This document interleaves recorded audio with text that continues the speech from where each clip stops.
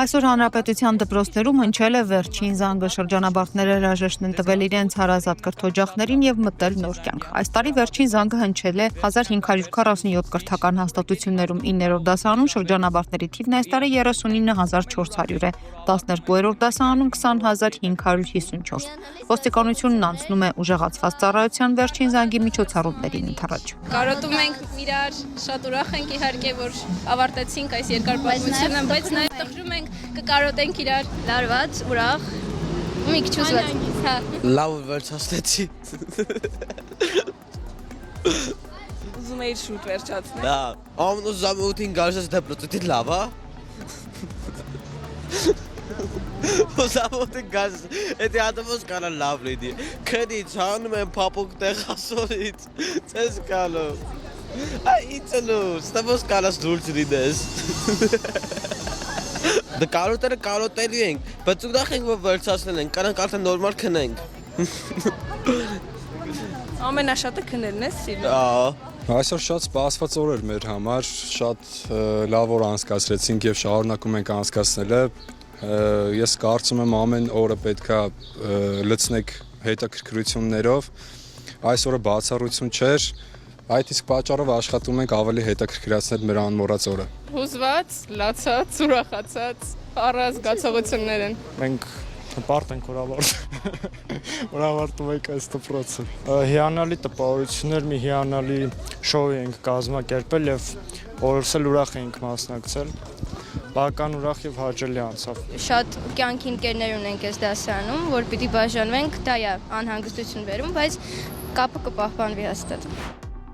Բերդ համայնքի սահմանամերձ Մովսես գյուղի բնակիչներն անցած գիշեր մայիսի լույս 23-ի գիշերը հրաձգային զենքերի ձայներ են լսել։ Facebook-յան իր էջում այս մասին գրել է լրագրող Ոսկան Սարգսյանը։ Մովսեսի բնակիչները հայտնում են, որ մայիսի լույս 13-ի գիշերը խոշոր դրամաչափի գնդացիների կրակահերթերի ձայներ են լսել, դրանից հետո ավելի փոքր դրամաչափի զենքերի գրել են ան։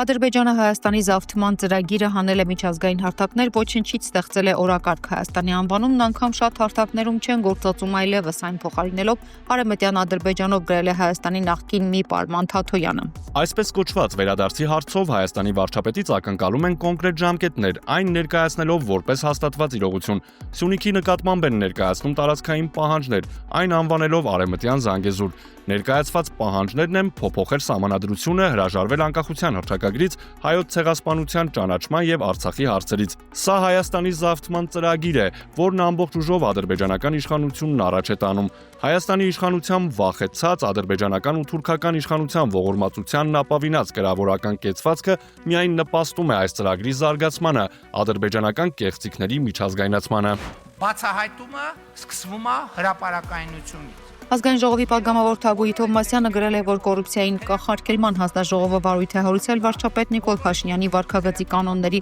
առերևույթ խախտման վերաբերյալ հիմք ընդունելով միջադեպի վերաբերյալ զանգվածային լրատվության միջոցների հրապարակումները։ Ուշադրության կենտրոնում են եղել ազգային ժողովի ամբիոնից վարչապետի հնչեցրած ցենզուրայից դուրս արտահայտություններն ու բառերը։ Ըստ պատգամավորի Նիկոլ Փաշինյանի վարքագիծը խաթարում է իշխանության նկատմամբ հանրային վստահությունը, սրում է ինստիտուցիոնալ քայքայման ռիսկերը եւ խախտում է քաղաքացի պետություն հարաբերությունների հիմքը, հարգանքը։ Այս վարքագիծը իշխանության շահարկում է ընդդիմախոսներին նվաստացնելու եւ ժողովրդավարական դիսկուրսը ճնշելու համար։ Ոչ մի օրենք թույլ չի տալիս պաշտոնյային, լինի նա նույնիսկ վարչապետ, դուրս գալ պատասխանատվության դաշտից հղում անելով իր նյարդերին կամ հույզերին։ Թագուհի Թովմասյանը հույս է հայտնել, որ սա իրավական նախադեպ է դառնալու։ Հրապարակ թերթը գրում է վերջին ամիսներին Հայաստանի իշխանություններն արտասովոր լոյալություն են դրսևորում Արցախի հետ կապված հարցերում, մինչդեռ ամիսներ առաջ հոխորտում էին, թե չեն հանդուրժելու պետության մեջ, սպառնում էին արցախցի գործիչներին, թե մտքներով չանցնի պահպանել Արցախի պետական ինստիտուտները։ Նրանք ծպտուն չհանեցին Արցախի սահմանադրությունը փոխելու ժամանակ, որով հնարավոր է դառնում նախագահի եւ խորհրդանի ինստիտուտները պահելը, ոչ էլ Սամվել Շահրամանյանի կողմից Արցախի լուծարման հրամանագրի հրապարակման ժամանակ։ Գրում են նաեւ հիմա, երբ մինչեւ եկող շաբաթվա վերջ Արցախի խորհրդանը նոր նախագահ է ընտրելու, հրապարակի աղբյուրներն ասում են, որ Հայաստանի իշխանությունները Ռուսաստանից զգուշացում են ստացել եւ դրանով է պայմանավորված նրանց լռությունը։ Ասվել է, որ Արցախի պետական ինստիտուտները պետք է գոնե ֆորմալ առումով պահպանվեն եւ Արցախի հարցը վերջնականապես չպետք է փակվի։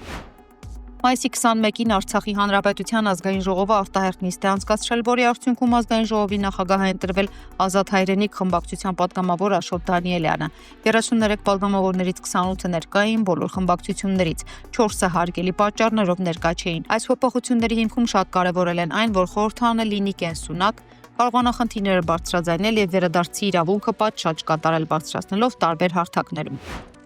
Եվրոպական արտաքին գործողությունների ծառայության գլխավոր քարտուղար Բելեն Մարտինես Կարբոնելը հանդիպել է Ադրբեջանի նախագահի օգնական Հիկմետ Հաջիևի հետ քննարկել Եվրամիության աջակցությունը Հայաստան-Ադրբեջան հարաբերությունների կարգավորման գործընթացին։ Եվրամիությունը հավատարիմ է մնում տարածաշրջանում խաղաղությանն ու բարգավաճմանը, գրել է Կարբոնելը X-ի իր միկրոբլոգում։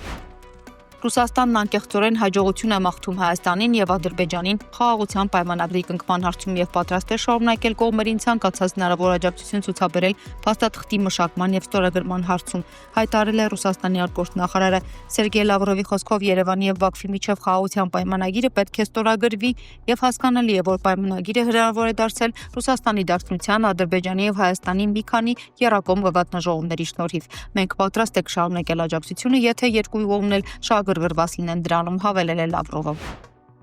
Վրաստանը շահագրգռված է հայ-ադրբեջանական հակամարտության դադարեցման, ասել է երկրի նախագահը։ Միխայել Կավելաշվիլին հիշեցրել է տարածաշրջանում տեղի ունեցած հայ-ադրբեջանական հակամարտությունը եւ շեշտել, որ Թբիլիսին հակամարտությունը դադարեցնելու շահագրգիռ կողմերից մեկն է։ Կավելաշվիլին շնորհակալություն է հայտնել երկու երկրների կառավարություններին հակամարտությունը դադարեցնելու պատրաստակամության համար։ Խաղաղությունն ու կայունությունը կարևոր են տարածաշրջանի համար եւ հնարավորություններ են բացում բոլոր երեք երկրների համար, հավելել է Վրաստանի նախագահը։ Բաքվի դատավարության ու դրա մասնակիցների մասին պաշտոնական հաղորդագրություններից ելնելով նաև իրենց ընտանիքների հետ ունեցած շփումները ցույց են տալիս, որ Ադրբեջանն ի թիվս այն կեղծիքների, նույնիսկ հրապարակային հնչեցվող խոսքն է ներկայացնում ակնհայտ խեղաթյուրված թարգմանությամբ, գրել է ազգային ժողովի պատիվ ունեմ խմբակցության քարտուղար Տիգրան Աբրահամյանը։ Ըստ ընդդիմադիր պատգամավորի Ադրբեջանում համակարգային ձևով հայերի ձերբակալությունից նախաքննությունից մինչև թարգմանությանը վերաբերող հարցերը մասամբ կամ ամբողջությամբ կեղծվում են եւ լավագույն դեպքում կիսաճշմարտություններ են հրամցվում։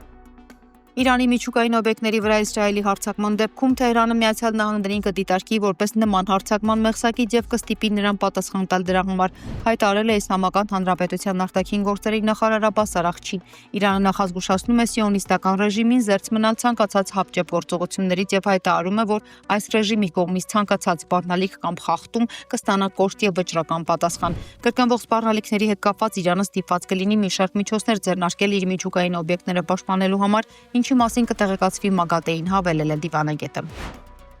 Ներքին գործերի փոխնախարար Արմեն Ղազարյանը խոսել է մի շարք նորարարությունների մասին եւ նշել, որ հնարավորություն են ստեղծում հավելյալ վճարի դիմաց առավել կարճ ժամկետում վարորդական քննությունների մասնակցության համար։ Նա նշեց, որ ներկայիս գործող կարգավորումներով, երբ անձը անհաջողությամբ է հանձնում կամ չի հանձնում վարորդական քննությունները, լինի գործնական թե տեսական, կարող է 7 օր անց կրկին մասնակցել քննությանը, իսկ եթե երկրորդ կամ երրորդ անգամ է անհաջողության հանդիպում, միայն 30 օր անց կարող է մասնակցել։ Արմեն Ղազարյանը նշեց, որ մեկ այլ նախաձեռնությամբ սահմանում են, որ եթե բարեկային ծառայության աշխատակիցը կարողանում է նույնականացնել վարորդին, այդ պարագայում չի կիրառվելու վարչական այն իրավախախտումը, որը նախատեսված է օրենսգրքով, այն է վարորդական վկայականն իր մոտ չունենալը։ Մենք հնարավորություն ենք ստեղծում հավելյալ վճարի դիմաց, ուրեմն առավել կարճ ժամկետում վարորդական վկայական ստանալու համար քննությունների մասնակցության համար, որովհետև ներկայիս գործող կարգավորումներով, երբ որ անձը ուրեմն անհաջողությամբ է հանձնում կամ չի հանձնում վարորդական վկայական ստանալու համար քննությունները, լինի տեսական թե գործնական, երբ որ առաջի անգամ ուրեմն չի կարողանում հաղթահարել այդ բարիերը, նա կարող է միայն 7 օր անց ուրեմն մասնակցել նոր քննությանը, իսկ եթե երկրորդ անգամ եւ հաջորդական անգամներ անհաջողության է հանդիպում այս քննությունը հանձնելիս, միայն 30 օր անց կկարողանա մասնակցել քննությանը։ Մենք հավելյալ վճարի դիմաց հնարավորություն ենք ստեղծում, որ անձը կարողանա առավել շուտ ժամկետում հանձնել այդ քննությունները, եթե առաջի անգամի մասին ենք խոսում 1 օր անց եւ 3 օր անց, եթե խոսում ենք երկրորդ եւ հաջորդական անգամների մասին, ապա ուրեմն 1 շաբաթ անց եւ 2 շաբաթ։